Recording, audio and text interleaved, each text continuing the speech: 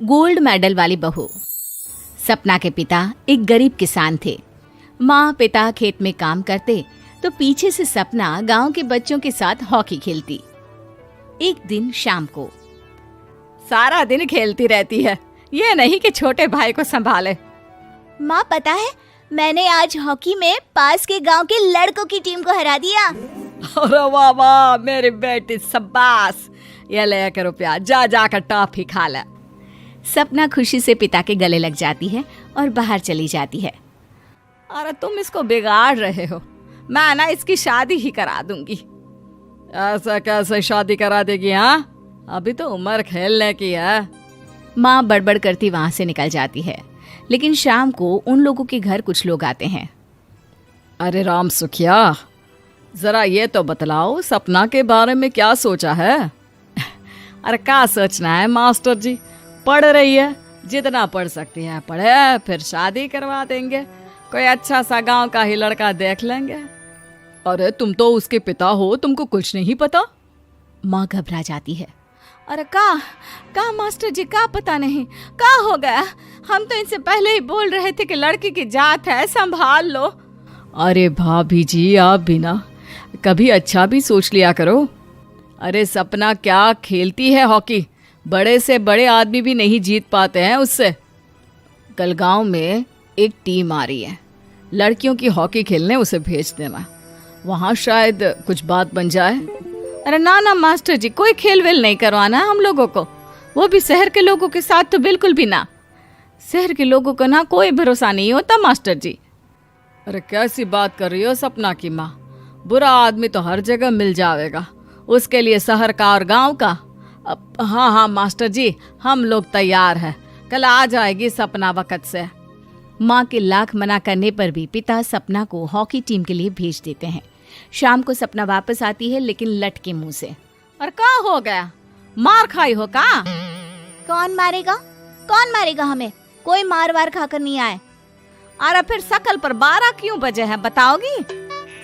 देखो माँ, आप समझोगी नहीं, बताकर फायदा क्या है? अरे बिटिया रानी, हम तो समझेंगे ना, हमें ही बता दे। सपना पापा के गले लग जाती है। पापा, मैं ना सिलेक्ट हो गई हूँ भारत की हॉकी टीम में खेलने के लिए। अरे वाह, ये तो बहुत ही खुशी की बात है मेरे बच्चे। फिर मेरी गुड़िया काहे परेशान है? पापा, मुझे दिल्ली जाना पड़ेगा आगे की प्रैक्टिस के लिए। माँ जो सारी बात सुन रही होती है, जोर से चिल्लाती है। एक पैसा नहीं है मेरे पास, समझी? कुछ नहीं दूंगी। शादी के लिए लड़का फाइनल भी कर दिया है, कल्ले का बेटा, वो शादी कर लेगा तुमसे। सपना पिता की ओर देखती है। अरे देख सपना, खेलने दिल्ली जाना है तो सिर्फ इसी शर्त पे कि आकर कल्ले से बेटे से चुपचाप शादी कर लेगी, बोल। अरे ठीक है ना, कल्ले का बेटा तो बहुत ही समझदार है, सरकारी नौकरी है उसकी, मान गया वो तो सपना शादी कर लेगी। सपना भी धीरू, जो कि कल्ले का बेटा था, उसे जानती थी। वो मन ही मन सोचती है कि शादी तो वैसे भी होनी है, लेकिन माँ की ये शर्त मान गई तो जीवन जीने का एक मौका तो जरूर मिलेगा। हाँ, मुझे मंजूर है। हाँ, तो कल मैं उन लोगों को बुला लूं? पिता और सपना दोनों एक दूसरे को देखते हैं। अब माँ ठीक है ना, बुलाने की क्या जरूरत है, वो लोग पसंद कर रहे हैं ना मुझे, वही ठीक है। बस आप तो मेरा दिल्ली का बैग पैक कर दो। सपना दिल्ली जाती है, दिल्ली टीम के लिए खेलने के लिए। सपना खूब अच्छा खेलती है और गोल्ड मेडल जीत कर आती है। जब वो गांव आती है तो उसका जोरदार स्वागत होता है। हर कोई सपना सपना चिल्ला रहा होता है।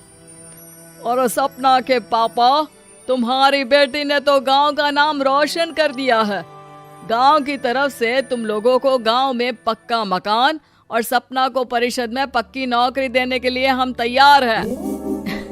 अरे वाह वाह, पक्का मकान, ये तो बहुत अच्छी बात है, लेकिन सपना की नौकरी नहीं चाहिए हमें। हाँ, कैसी बात कर रही हो सपना की माँ? लड़की की नौकरी रहेगी तो अपने पैरों पर खड़ी रहेगी, किसी के आगे झुकने की जरूरत ना पड़ेगी। अरे चुप रहो, हम तो नौकरी ना करते हैं, पर मजाल है कि किसी के आगे झुके हो। ना, हमारी बेटी नौकरी नहीं करेगी। पिता लाख समझाते हैं लेकिन माँ नहीं मानती। और फिर वो दिन भी आ जाता है जब सपना को अपने कहे अनुसार लड़के से शादी भी करनी पड़ती है ससुराल में।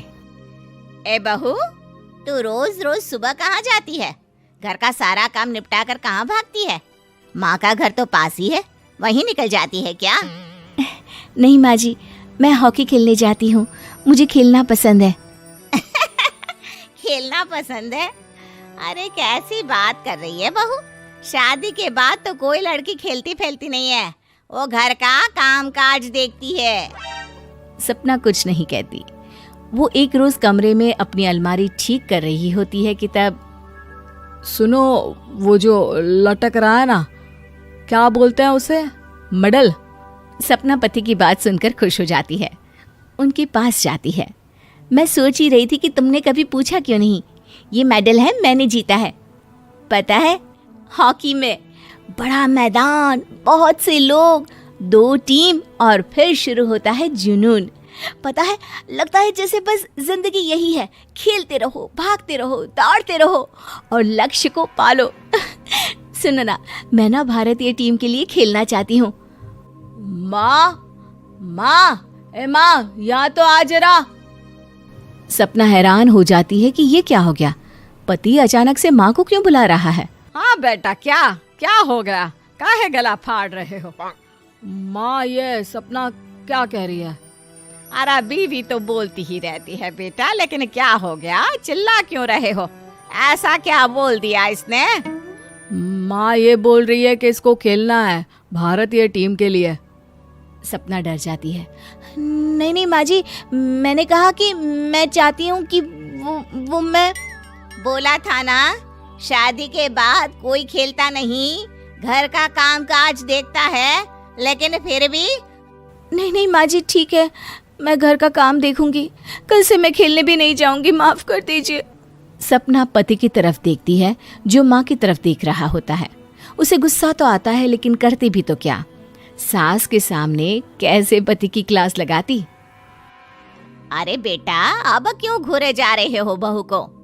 माँ, अभी इस बात का फैसला करके जाना, वरना ये तो तेरे कमरे से जाने के बाद मुझे। अब चुप हो जाइए आप, छोटी सी बात का बतंगड़ मत बनाइए। छोटी सी बात? बहू, ये कोई छोटी बात नहीं है।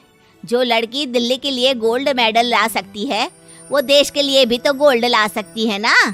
हम लोगों को किसी चीज की कमी नहीं है बहू, घर का काम तो कोई भी कर लेगा, लेकिन देश का नाम रोशन करने के लिए सपना चाहिए। जा बहू, तेरी ट्रेनिंग का सारा इंतजाम तेरे पति ने कर दिया है, जा खेल और देश का नाम रोशन कर। सपना की आंख में आंसू आ जाते हैं।